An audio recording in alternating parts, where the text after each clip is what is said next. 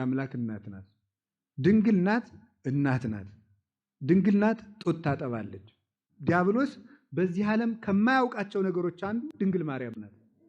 አካሄዷ ምስጢር ነው። በጣም ይረቅበታል። መላእክት 5500 ዘመን ሲዘሩት የኖሩት የቅዳሴ አዝመራ ያበበችው እመቤታችን። ነቢያት 5500 ዘመን የዘሩትን የትንቢት አዝመራ ያበበችው እመቤታችን ናት። ያንን ነው ሐዋርያት አውጥተው የዘሩት። ያን ፍሬ እሷ ያበበችላቸውን ፍሬ ዘሩት። ሰማዕታት ደግሞ ይህንን ፍሬ በልተው ደግሞ ደማቸውን አፈሰሱ። የእሷ ወይን ነበር ሐዘናቸውን ያራቀላቸው እና እመቤታችን ሐዘንን የምትሽር አበባ ናት።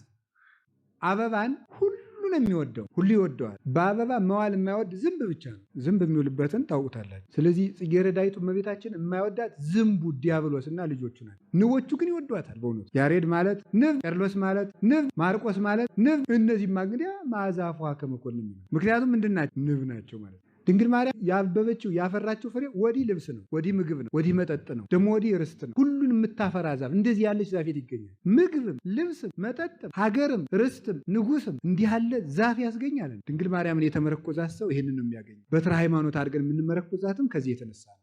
እመቤታችን ማንንም ሰው አትንቅ። ሰው የሚንቅ ሰው ብቻ፣ ሌላው ሰው ብቻ ነው።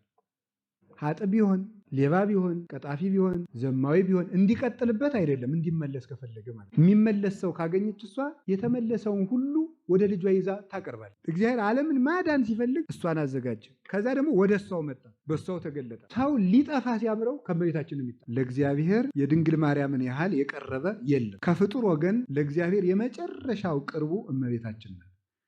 ሁልጊዜም ምልጃ፣ ጸሎት፣ አስተብቆት፣ ቅዳሴ ይህን የመሰለው ሁሉ በእመቤታችን የሚጠቀለልበት ምክንያት ለእግዚአብሔር የመጨረሻዋ ቅርብ እርሷ ስለሆነች ነው። ሰው ለእግዚአብሔር በቀረበ መጠን ከእግዚአብሔር የሚወጣው ብርሃንም እንደዚሁ መጠኑ ይለያል። ለእግዚአብሔር የቀረበ ሰው የሚያየውን ምስጢር ሌላ አያየውም። እመቤታችንም ለእግዚአብሔር የመጨረሻዋ ቅርብ ስለሆነች ምስጢር ሁሉ ለእሷ ይገለጣል። ድህነት ሁሉ በእሷ በኩል ሲሆን ይፈጸማል። ምልጃም ሲሆን በእሷ በኩል ከሆነ ይፈጥናል። የእመቤታችን ስም ሲጠራ ሁሉ ነገር ፈጥኖ ይከናወናል። ውሸትን በጣም ነው የምንንቀው። ውሸት ደግሞ እግዚአብሔር ጋር ያጣል። እግዚአብሔር እውነት ስለሆነ አሁን ሰው እንደ ቀላል ኃጢአት የሚያየው ሰው እንደሆነ ታውቃለህ። ውሸት ሰው በጣም ትልቅ ኃጢአት ሰራ ተብሎ የሚነገርለት ምን ሲሰራ ነው?